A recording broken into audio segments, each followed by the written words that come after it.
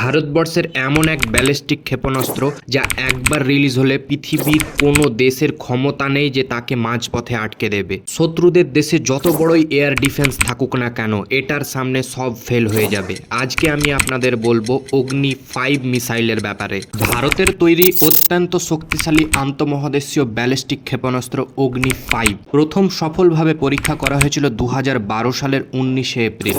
এর রেঞ্জ এতটাই বেশি, প্রায় 5000 থেকে 8000 কিলোমিটার হিসাবে চায়নার কোনায় কোনায় হামলা করা যাবে। এই মিসাইলের একটি বিশেষ ক্ষমতা রয়েছে যা বিশ্বের যে কোনো আধুনিক এয়ার ডিফেন্স বা ক্ষেপণাস্ত্র প্রতিরক্ষার ব্যবস্থাকে ফাঁকি দিতে বা পুরোপুরি স্তব্ধ করে দিতে পারে। সহজ ভাষায় বললে, একবার যদি এই মিসাইল ছাড়া হয় তাহলে আটকানো প্রায় অসম্ভব। আর এর থেকেও অবাক করার বিষয় হলো, একসাথে 3 থেকে 6টি পারমাণবিক ওয়ারহেড বহন করতে পারে। শুধু তাই নয়, এই মিসাইল দিয়ে ভিন্ন ভিন্ন জায়গায় পরমাণু বোমাও ফেলা যাবে। এই বিশেষ খাসিয়াতটিকে বলা হয় মাল্টিপল ইন্ডিপেন্ডেন্টলি টার্গেটেবল রি-এন্ট্রি ভেহিকল প্রযুক্তি।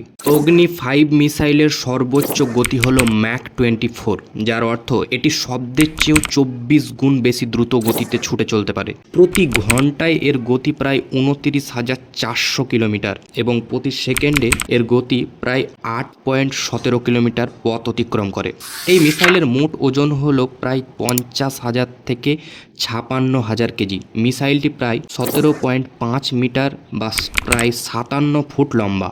আর এই সমস্ত কিছুর ক্রেডিট যায় ডক্টর এপিজে আব্দুল কালাম স্যারকে, যাকে ভারতের মিসাইল ম্যান বলা হয়। কারণ 1980-র দশকে তারই হাত ধরে ভারতের মূল অগ্নি বা অগ্নি 1 মিসাইল প্রকল্পের সূচনা হয়েছিল। অগ্নি 5 হলো সেই অগ্নি সিরিজেরই সবচেয়ে আধুনিক এবং উন্নত রূপ।